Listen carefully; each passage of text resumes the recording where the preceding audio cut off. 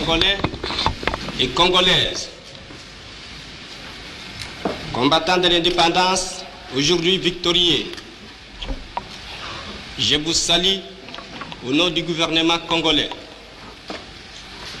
À vous tous, mes amis, qui avez lutté sans relâche à nos côtés, je vous demande de faire de ce 30 juillet 1960 une date illustre que vous garderez ineffaçablement gravée dans vos cœurs, une date dont vous enseignerez avec fierté la signification à vos enfants, pour que ceux-ci, à leur tour, fassent connaître à leurs fils et à leurs petits-fils l'histoire glorieuse de notre lutte pour la liberté. Car cette indépendance du Congo, si elle est proclamée aujourd'hui dans l'entente avec la Belgique, pays ami avec qui nous traitons d'égal à égal, ni les Congolais digne de ce nom ne pourra jamais oublier cependant que c'est par la lutte qu'elle a été conquise.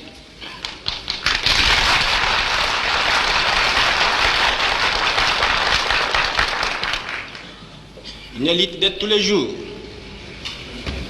une lutte ardente et idéaliste, une lutte dans laquelle nous n'avons mélangé ni nos forces, ni nos privations, ni nos souffrances, ni notre sang.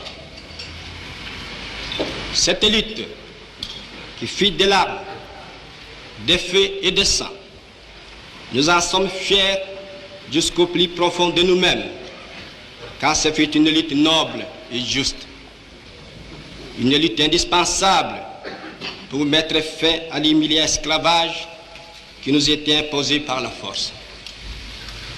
Ce qui fit notre sort à 80 ans du régime colonialiste, nos blessures sont trop fraîches et trop douloureuses encore pour que nous puissions les chasser de notre mémoire.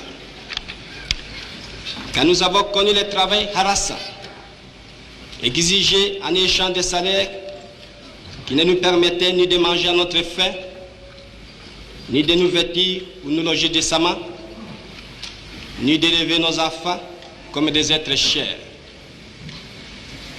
Nous avons connu les ironies, les insultes, les coups que nous devions subir matin, midi et soir, parce que nous étions des nègres. Qui oubliera qu'à un noir, on disait tu, non certes comme à un ami, mais parce que les voix honorables étaient réservées aux seuls blancs. Nous avons connu que nos terres furent spoliées au nom des textes prétendument légaux qui ne faisaient que reconnaître les droits du plus fort.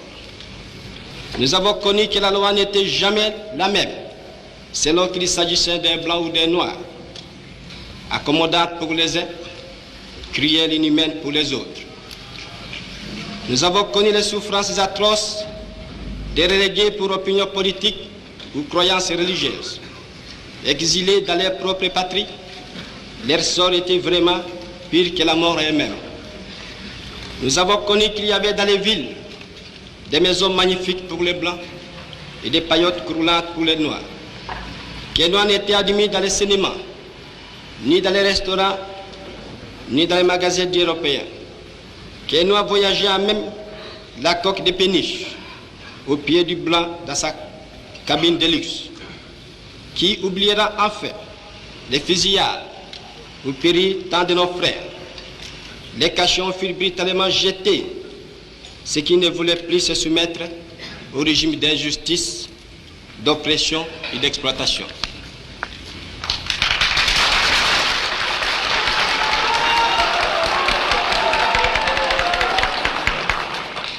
Tout cela, mes frères,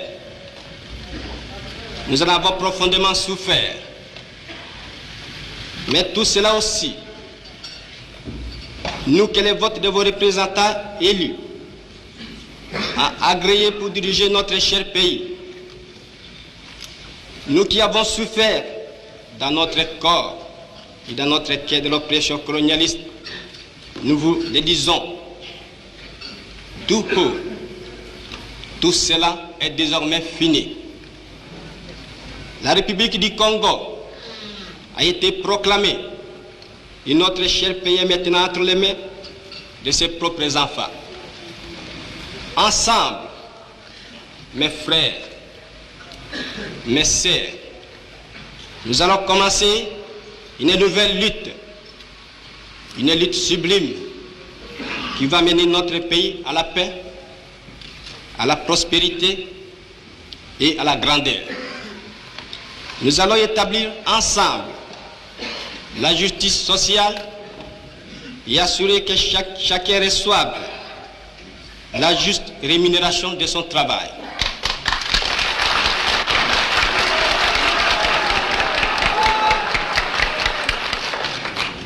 Nous allons montrer au monde ce que peut faire l'homme noir quand il travaille dans la liberté.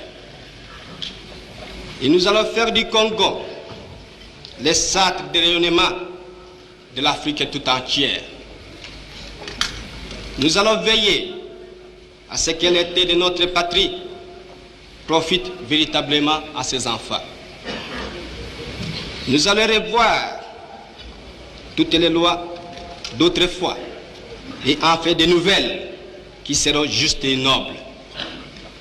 Nous allons mettre fin à l'oppression de la pensée libre et faire en sorte que tous les citoyens jouissent pleinement des libertés fondamentales prévues dans la Déclaration des droits de l'homme.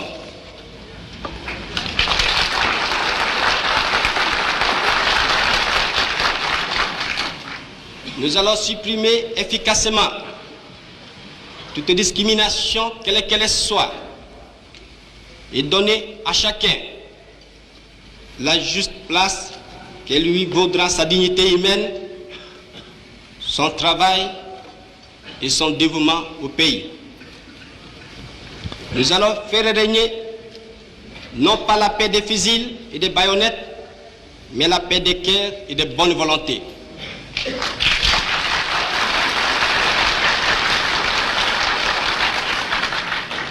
Et pour tout cela, chers compatriotes, soyez sûrs que nous pourrons compter non seulement sur nos forces énormes et nos richesses immenses, mais sur l'assistance de nombreux pays étrangers dont nous accepterons la collaboration chaque fois qu'elle sera loyale et ne cherchera pas à nous imposer une politique quelle qu'elle soit.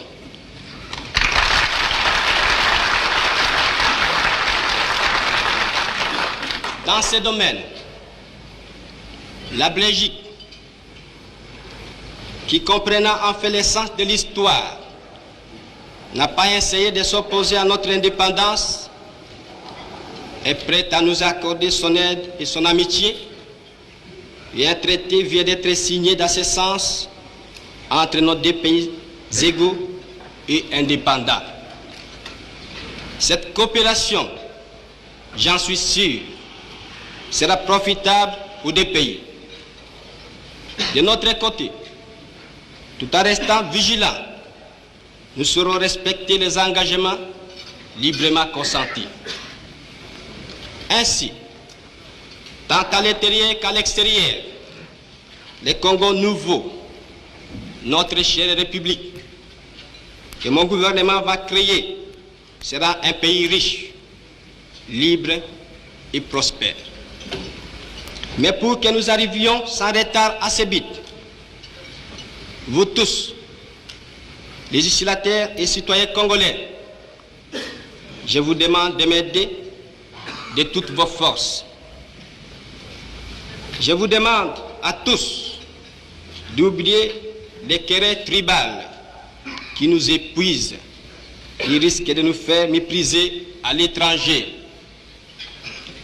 Je demande à la minorité parlementaire d'aider mon gouvernement par une opposition constructive et de rester strictement dans les voies légales et démocratiques. Je vous demande à tous de ne reculer devant aucun sacrifice pour assurer la réussite de notre grandiose entreprise. Je vous demande enfin de respecter inconditionnellement la vie et les biens de vos concitoyens et des étrangers établis dans notre pays. Si la conduite de ces étrangers laisse à désirer, notre justice sera prompte à les expulser du territoire de la République. Si par contre leur conduite est bonne, il faut les laisser en paix, car eux aussi travaillent à la prospérité de notre pays. L'indépendance du Congo marque un pas décisif vers la libération de tous les continents africains.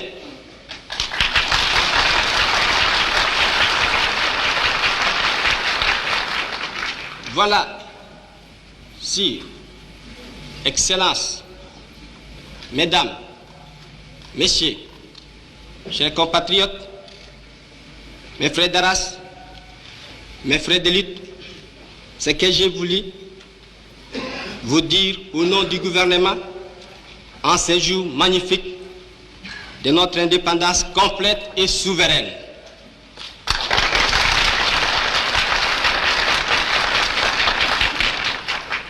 Notre gouvernement fort, national, populaire, sera le salut de ce pays. J'invite tous les citoyens congolais, hommes, femmes et enfants, de se mettre résolument au travail en vue de créer une économie nationale prospère qui consacrera notre indépendance économique. Hommage aux combattants de la liberté nationale. Vive l'indépendance et l'unité africaine. Vive le Congo indépendant et souverain.